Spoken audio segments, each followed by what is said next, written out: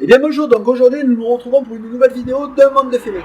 Donc aujourd'hui nous allons faire le cache clean. Je suis actuellement chez ma belle-sœur qui m'a demandé d'y faire un cache clean avec le moins de coups possible, en utilisant du bois extérieur forcément, et donc nous avons utilisé des lames de parquet en 17 cm. Nous allons pour l'ossature utiliser des 4x6 en autoclave classe 4 et de la visserie inox. Pour ce projet, j'ai deux, trois petits soucis. Le premier, ça va être ces goulottes qui descendent, qui cachent les tubes, mais qu'il va falloir contrecarrer. J'ai également un escalier et un petit muret qui vont m'empêcher de mettre la visserie. Donc, écoutez, ça, je vais vous le montrer de suite. Écoutez, nous allons faire donc cette ossature pour qu'elle puisse y poser des verres, des pots de fleurs, etc. Et bien sûr, nous allons faire en sorte que ce soit toujours fonctionnel. C'est la moindre des choses. Bon, mais écoutez, je vous montre. Vous avez vu maintenant, vous avez vu avant, je veux dire. Et regardez maintenant. Donc, vous voyez, j'ai fait ici des persiennes pour permettre la circulation de l'air, comme je vous avais expliqué. Ici, c'est ajouré, mais sur tous les côtés, c'est ajouré pour faire rentrer l'air. Et quand elle va ressortir par le ventilo, ça sera vers le bas, comme ça au moins, ça nous empêche de voir les ventilos et ça nous permet quand même la circulation de l'air. Donc, je vous fais faire un petit tour rapide de la réalisation, comme ça au moins, vous avez un aperçu.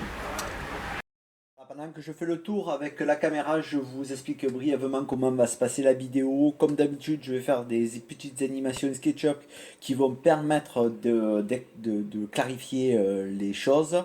Je vais vous montrer un petit peu quand j'ai bricolé des passages importants. Voilà, écoutez, j'espère que ça va vous plaire et vous être utile. Si c'est le cas, n'hésitez pas à mettre un petit pouce bleu. Si vous n'êtes pas abonné, c'est très simple, vous cliquez sur vous abonner, vous cliquez sur la cloche, comme ça vous êtes averti dans la prochaine vidéo. Et dans tous les cas, si vous avez des questions ou des commentaires à faire, n'hésitez pas à le laisser dans la partie consacrée. Et bien voilà, il est grand temps de passer à la réalisation de notre cache. Donc une fois que nous avons déterminé la hauteur de notre coffre, nous allons pouvoir placer des lambourdes, les fixer à l'aide de chevilles de 12 et de tyrophones de 10, à l'horizontale d'abord, et puis à la verticale, l'histoire de pouvoir maintenir notre bardage sur chaque côté. Donc voilà ce que ça donne, nous avons fait le pourtour intégral de notre coffre. Nous allons maintenant attaquer le sol, donc nous creusons une première fondation. J'ai un terrain qui est en pente dans la direction de gauche. Donc du coup ce que je vais faire, ce que je vais créer, je vais enfoncer le premier, je vais faire une petite fondation, je vais y mettre un pavé par-dessus. Et ensuite je vais faire un bloc de béton, je vais mettre un deuxième pavé. Je vérifie le niveau, tout ça à l'aplomb bien sûr. Et ensuite un troisième bloc de béton avec un pavé pareil. Et ça me permet de remettre de niveau mon sol, en fait, tout simplement, en appuyant sur des pavés. Là, ici, je vais utiliser du ciment noir, tout ça, pour pouvoir travailler plus vite sur le dessus. Donc, comme vous voyez, un petit peu, on gâche un petit peu. On remplit notre première fondation. Ensuite, je vais y poser le pavé. Bon, bien sûr, je vous gêne, hein, mais je pose le pavé. Je regarde ici avec le bois l'écart que je dois avoir. Donc, je suis à l'axe, parfait. Je suis en train de mettre le deuxième bloc de béton avec le pavé. Et là, je vérifie mon niveau. Une fois que ça c'est fait, bien sûr, je vais attaquer mon troisième pavé. Et là, maintenant, je regarde si les trois si les trois pavés sont alignés. Et surtout, si l'ensemble est de niveau. Voilà, tout simplement, hein, rien de plus. Ça m'a permis de remettre mon sol de niveau pour pouvoir maintenant y venir poser ma structure. Nous allons maintenant créer la face amovible. Donc, nous utilisons des lambourdes avec de la visserie en 6 par 100. Donc nous la mettons dans les quatre angles. La hauteur, bien sûr, sera la même que notre cadre que nous avons mis pour fixer le long du mur.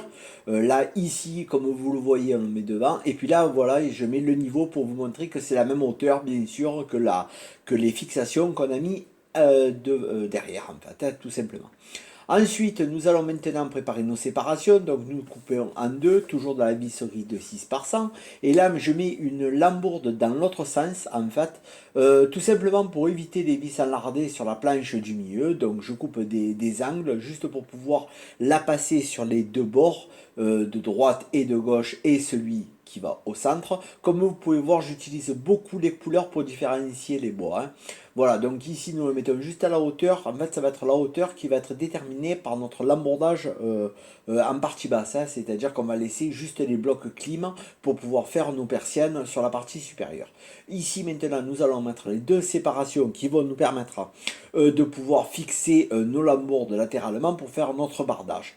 Voilà, toujours de la visserie en 6 par 100. Et pour la planche de séparation horizontale, j'utilise des 5 par 50.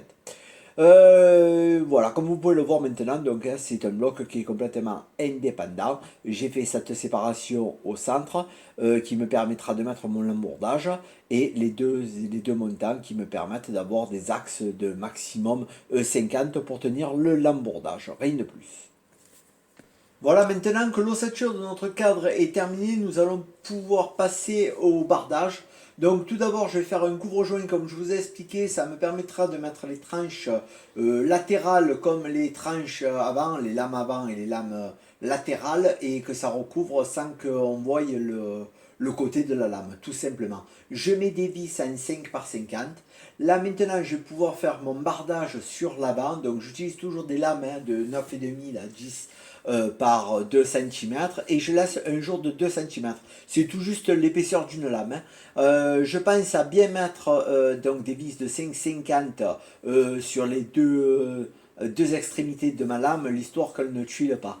Là, je fais la même chose, hein, je fais le couvre-joint sur la lame qui va être supérieure et je la laisse déborder pour que je puisse mettre les lambourdes sur le dessus, comme vous le verrez un peu plus tard. Là, pour l'instant, je mets 3 vis, mais j'en rajouterai par la suite, une fois que j'aurai fait mon ossature sur le dessus. Et après, je viens finir. Alors moi, bien sûr, j'ai le petit muret, donc je suis obligé de faire un décroché, et voilà. Donc voilà maintenant la réalité ce que ça donne. Donc vous voyez le bardage avec l'ajournement. Comme vous voyez, c'est juste l'épaisseur d'une lame, hein, tout simplement. Ensuite, donc vous allez pouvoir voir que j'ai fait donc le bardage sur la face. Et puis ensuite, je vais vous montrer que j'ai fait le couvre-joint. Donc là, le couvre-joint de 5 cm. Comme vous voyez, les lames sur le côté, elles y vont tout juste, hein, c'est fait exprès. J'ai fait ça d'un côté, j'ai fait ça de l'autre. Et puis comme vous voyez, toute la visserie, comme je vous ai dit, de chaque côté de la lame, l'histoire qu'elle ne tuile pas. Nous allons pouvoir commencer la partie supérieure. Donc maintenant nous allons mettre des lambourdes entre notre face avant et notre support arrière qui est au mur. Nous mettons des vis de 6 par 100. Tout simplement, nous doublons les deux extrémités comme vous pouvez le voir. Et puis nous en profitons pour pouvoir finir de visser la lambourde qui est sur la face avant en partie supérieure. Nous allons maintenant mettre les lames dans les angles. Donc ça on va faire notre petit tapis. Donc nous les faisons déborder de 1 cm comme vous voyez à l'écran avec une coupe en onglet à 45 degrés. Nous faisons le pourtour complet, nous pensons à mettre chaque fois 2 vis. Bien sûr sur les deux premières nous allons les mettre dans les lames latérales, donc pour l'instant nous mettons une vis. Et ensuite nous finissons avec la lame sur l'arrière qui permet de contourner les goulottes qui descendent tout simplement. Alors là moi je me suis permis, comme vous allez le voir à l'écran, de faire des coupes hyper serrées parce que mon bois a été trempe. Si le bois est sec, bien sûr, gardez un petit peu de marge parce que le bois, il gonfle avec l'eau.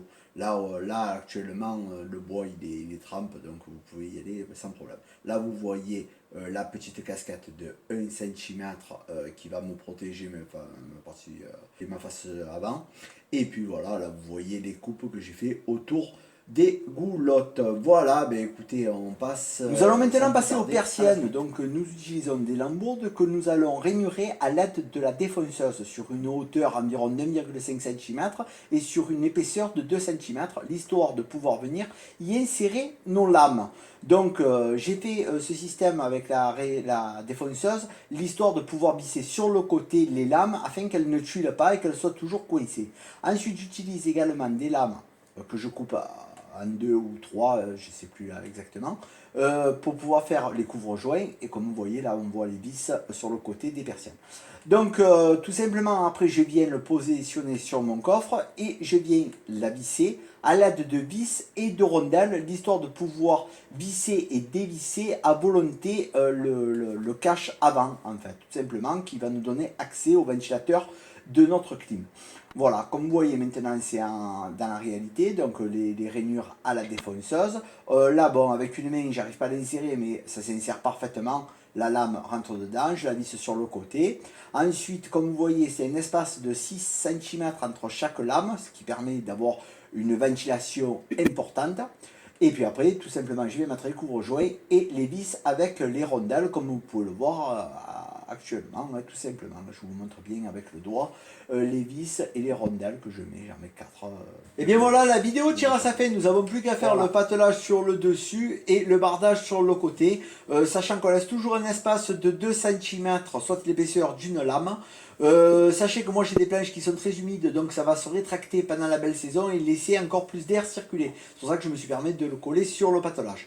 Comme d'habitude, si la vidéo vous a plu, pensez à me laisser un petit pouce bleu. Si vous n'êtes pas abonné, ben, cliquez sur s'abonner, vous cliquez sur la cloche, vous êtes averti des dernières vidéos. Et enfin, si vous avez un commentaire, des questions ou quoi que ce soit, n'hésitez pas à le laisser à la partie consacrée pour. Je vous remercie, à très bientôt sur la chaîne, au revoir.